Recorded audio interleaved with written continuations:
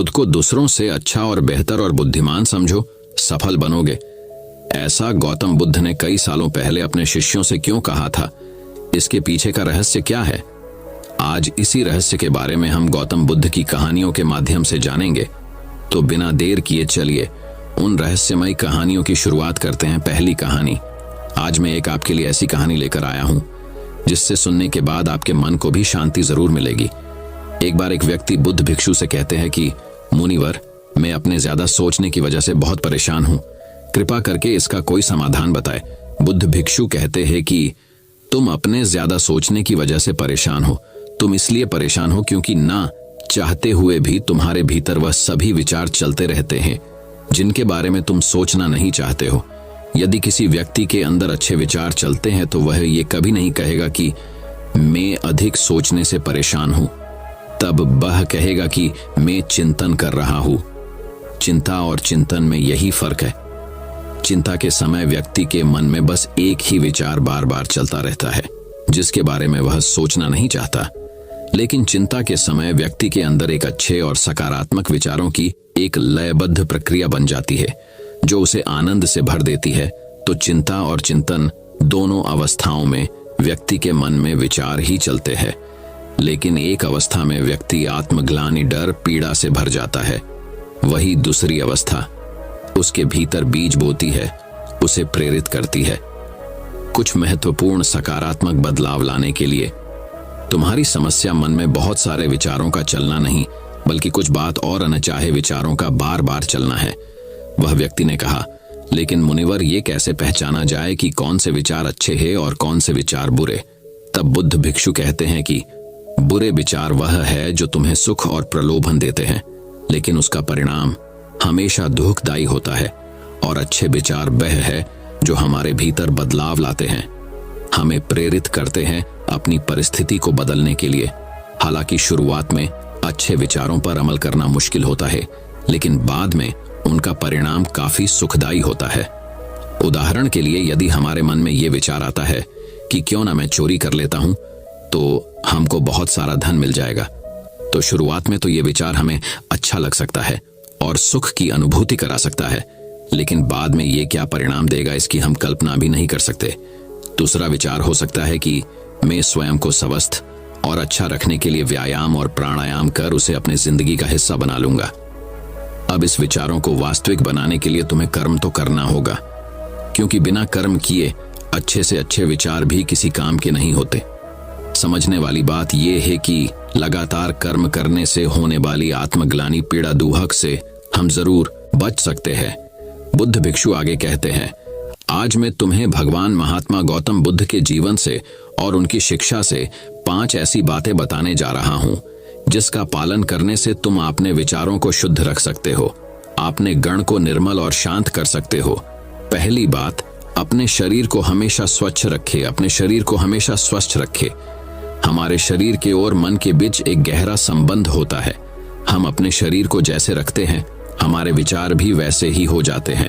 शरीर को साफ सुथरा रखना भी एक बहुत ही अच्छी आदत है जो हमें सैकड़ों की भीड़ में से दूसरे से अलग बनाती है। शेर के बाल से लेकर हमारे नाखून तक हमें साफ रखना चाहिए और उसमें से सुगंध आना चाहिए, और यदि सुगंध नहीं आता है तब काम से काम बदबू तो नहीं आना चाहिए, क्योंकि कचरे की ढेर में कचरा ही फेंका जा सकता है। फूल नहीं, एक संगत अंदर की भी होती है जो कि सकारात्मक विचार और शांत चित्त मन से आता है। ये सुगंध उस व्यक्ति के पास से आती है जो भीतर से शांत होता है, और ये सुगंध स्वयं गौतम बुद्ध के शरीर से आती थी, और ये सुगंध इतनी मनमोहक थी कि जो हर व्यक्ति को गौतम बुद्ध की तरफ खींच लेती थी। जो भगवान बुद्ध संपर्क में आते थे, बुद्ध की मुख की शांति और शरीर की मनमोहक सुगंध से कोई भी व्यक्ति प्रभावित हुए बिना नहीं रह पाता था। दूसरी बात, अपने शरीर के अंदर की गंदगी को बाहर निकाले, यानी कि अपने शरीर को अंदर से शांत करो। और ये तब होगा जब आप शारीरिक तप करोगे, यानी कि हर रोज आप व्यायाम करो और समय समय पर उपवास करो। ये दोनों ही काम हमारे शरीर के अंदर जमी गंदगी और भीतर की चर्बी को साफ कर देते हैं, और शरीर भीतर से साफ और स्वस्थ होगा तब मन में उठने वाले गंदे विचार स्वयं दूर हो जाएंगे और उसकी जगह अच्छे और सकारात्मक विचार आने लगते हैं। अब देखते हैं महात्मा बुद्ध शरीर को स्वस्थ रखने के लिए शारीरिक व्यायाम कैसे करते थे। तो बुद्ध को बड़े बड़े राजा महाराजा पानी अपनी सभा पर भोजन करने के लिए आमंत्रित किया करते थे और महात्मा बुद्ध को लेने के लिए एक से एक रथ घोड़े भेजते थे ताकि वह आराम से आ सके। लेकिन महात्मा बुद्ध कभी भी इन सब का उपयोग नहीं करते थे। वह चाहे कितना भी लंबा रास्ता हो, उसे हमेशा पैदल चलना पसंद करते थे। वह हर जगह पैदल ही जाते थे। बुद्ध का कहना था कि व्यक्ति को यह शरीर परिश्रम करने के लिए मिला है, वह परिश्रम ना करके इस अभ्यास को खराब कर रहा है। पैदल चलने से शरीर को कष्ट होता है और जितना शरीर को कष्ट होता है उतना ही आपके शरीर के लिए अच्छा होता है, इसलिए शरीर से परिश्रम करवाए। तीसरी बात, उचित और सम्यक आहार। उचित और सम्यक आहार। भगवान बुद्ध कहते हैं कि जैसे व्यक्ति का आहार होता है वैसा ही उसका विचार हो जाता है, इसलिए व्यक्ति को हमेशा अच्छा आहार ग्रहण करना चाहिए। उसे कभी भी मांसाहारी और घृत आहार नहीं खाना चाहिए। उसे अपने भोजन में ज्यादा से ज्यादा जीवित चीजें शामिल करनी चाहिए, यानी कि ऐसा आहार जो सीधा प्रकृति से मिला हो और जिसमें जीवन हो, क्योंकि ऐसा भोजन आसानी से पच भी जाता है और शरीर में कोई भी गंदगी नहीं जमने देता। भोजन को हमेशा उचित मात्रा में ही लेना चाहिए। भोजन चाहे कितना भी स्वादिष्ट और हल्का क्यों ना हो, लेकिन उसे उतना ही ग्रहण करे जितना आपकी आवश्यकता हो। अधिक मात्रा में भोजन कभी भी नहीं करना चाहिए, क्योंकि अच्छी चीज भी अति मात्रा में लेंगे तो हमें नुकसान करती है। इसलिए जब भी भोजन करे तो हमेशा हल्का पेट खाली रखो और थोड़ा सा कम खाने की कोशिश करो। ऐसा करने से तुम्हारे शरीर में बीमारी नहीं होगी। रात के समय में हमेशा हल्का और कम भोजन करें ताकि आप जो खाना खाएं वह आपकी ऊर्जा उसे जल्दी पचा सके और तुम्हारी आंतरिक शरीर को सफाई और मरम्मत कर सके। जब महात्मा बुद्ध किसी के यहाँ भोजन करने के लिए जाते हैं तो वहाँ के लोग महात्मा बुद्ध के लिए तरह तरह का अच्छा खाना उनकी पात्र में देते हैं, लेकिन महात्मा बुद्ध अपने पात्र में से उतना ही खाना खाते हैं जितनी उन्हें जरूरत होता है। महात्मा बुद्ध कभी भी अधिक खाना नहीं लेते और ये शिक्षा अपने शिष्य को भी देते हैं। भोजन पेट भरने के लिए किया जाता है, न कि मन भरने के लिए। यहाँ समझने वाली बात एक और है कि यदि तुम स्वादिष्ट भोजन के शौकीन हो तो उसे अचानक से खाना भी बंद मत करो, बस उसकी मात्रा थोड़ा कम कर देना, यानी खाना ना ज्यादा ना कम। चौथी बात, अपनी संगत का खास ध्यान रखो। संगत का अर्थ उन लोगों या उन दोस्तों से नहीं है जिनके साथ आप रहते हैं और समय बिताते हैं, बल्कि इसका अर्थ हर उस चीज से है जिसको आप अपनी इंद्रियों के साथ ग्रहण करते हैं। जैसे कि हम किन लोगों के साथ रहते हैं, क्या देखते हैं, क्या सुनते हैं, किससे बात करते हैं इत्यादि। जब महात्मा बुद्ध ने यह निश्चय कर लिया कि उन्हें भीतर की यात्रा पर निकलना है तो उन्होंने स्वतः हर चीज को छोड़ दिया जो उन्हें लगा कि उनकी यात्रा में बाधा बनकर आ रही है। इससे हमें यह सीखने को मिलता है कि हमें अपने लक्ष्य को प्राप्त करने के लिए अपनी आरामदायक अवस्था से बाहर निकलना पड़ेगा और उन लोगों और वह चीजों को भी छोड़ना पड़ेगा जो आपके लिए छोड़ना मुश्किल होता है। जब सिद्धार्थ बुद्ध नहीं बने थे, अपने प्रश्न की खोज में थे, तब उन्हें कई राजा महाराजाओं ने आमंत्रण दिया था कि वह महल में आकर रहे और वहां उन्हें कोई भी परेशानी नहीं होगी।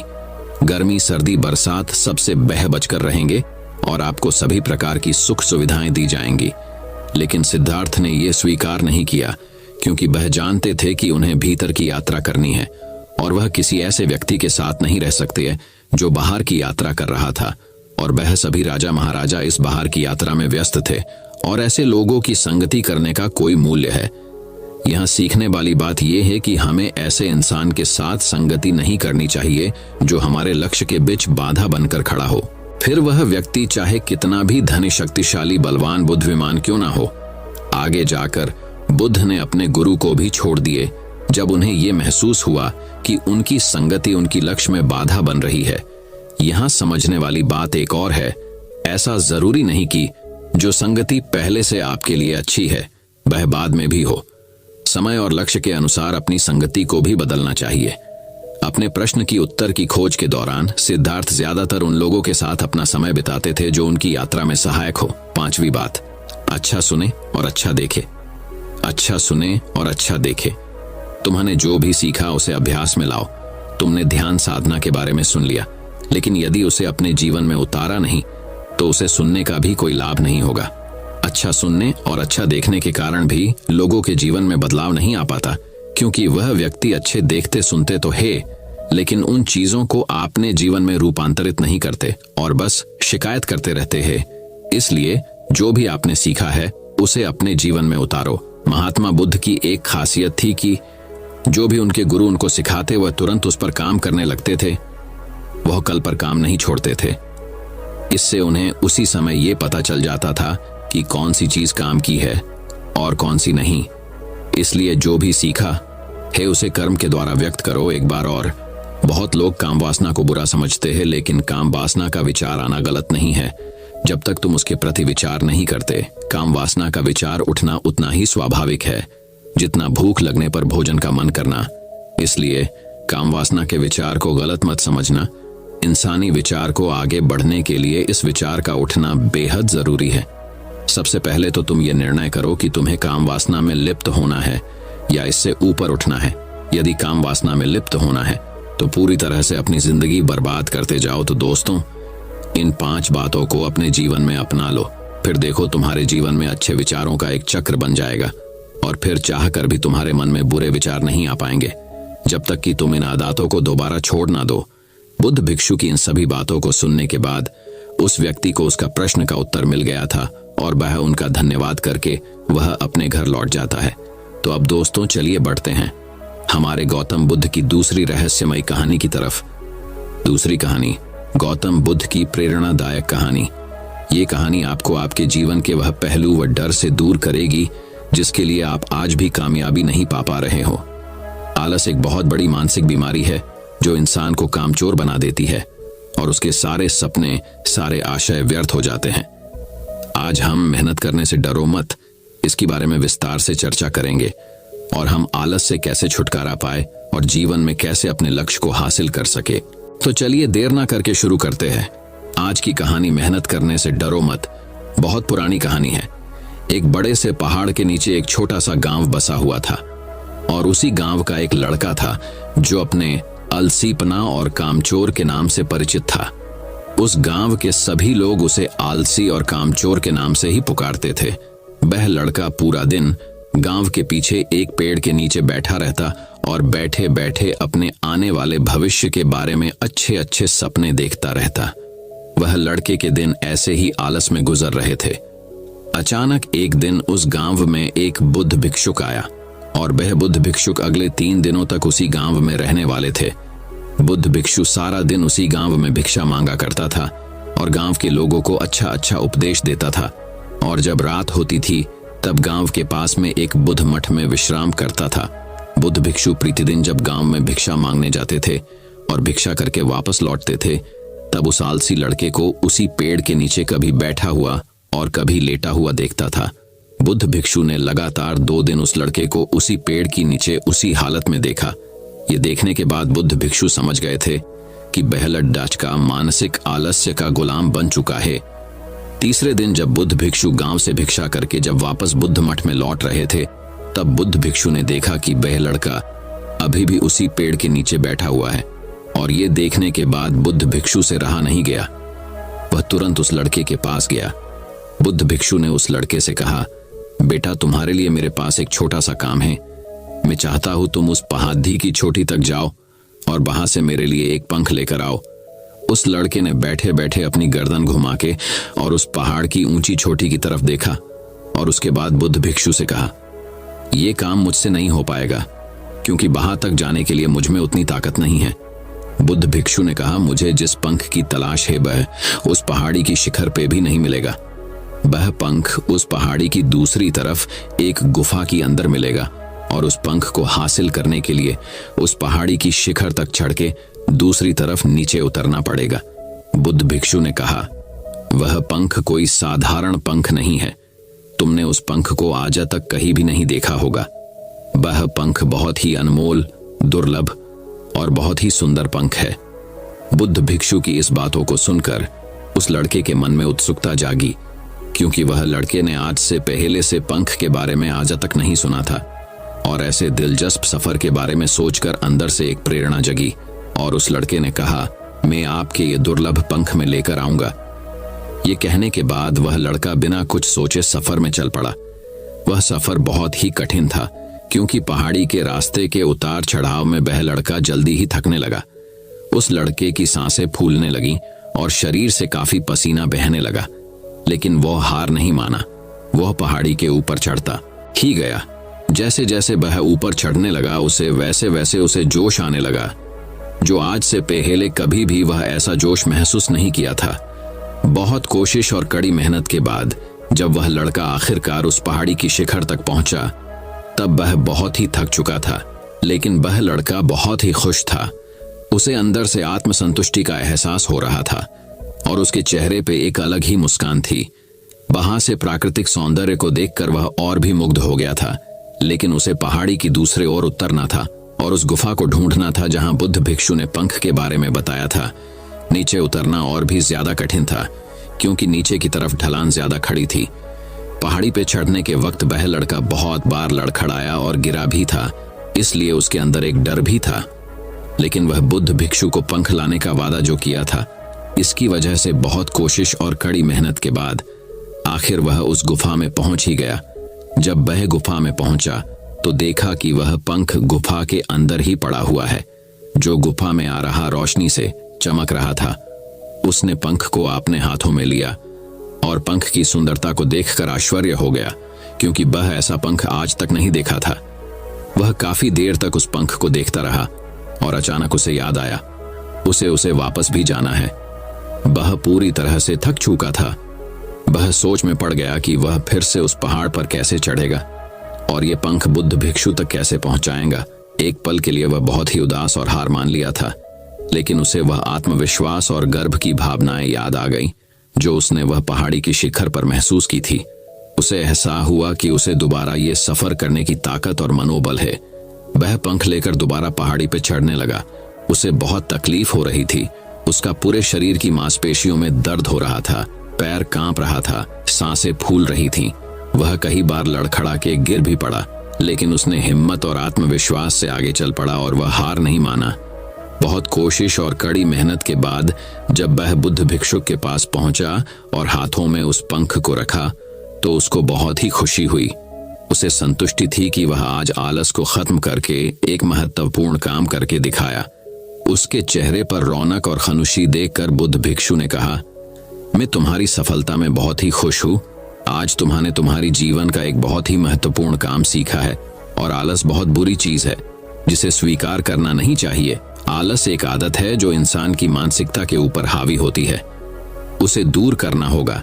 आलस जीवन में सफलता पाने में सबसे बड़ी बाधा है, इसलिए तुम्हें आलस को तोड़कर तुम्हें एक पहला कदम उठाना ही पड़ेगा। अपने उद्देश्य की ओर चलना ही पड़ेगा और तब तक चलना पड़ेगा जब तक तुम अपने लक्ष्य को पूरा नहीं कर लेते। लड़के ने बुद्ध भिक्षु की बात की गहराई और महत्व को समझते हुए हाँ में अपना सिर हिला दिया। उसे आज एहसास हुआ कि वह हमेशा से ही कठिन और महान चीजों को करने में सक्षम था, लेकिन उसकी आलसी मानसिकता ने उसे रोक रखा था। अब उसे अच्छी तरह से पता चल गया था कि दुनिया के कोई भी कठिन कामों को करने के लिए उसके पास ताकत और मानसिक दृढ़ संकल्प है।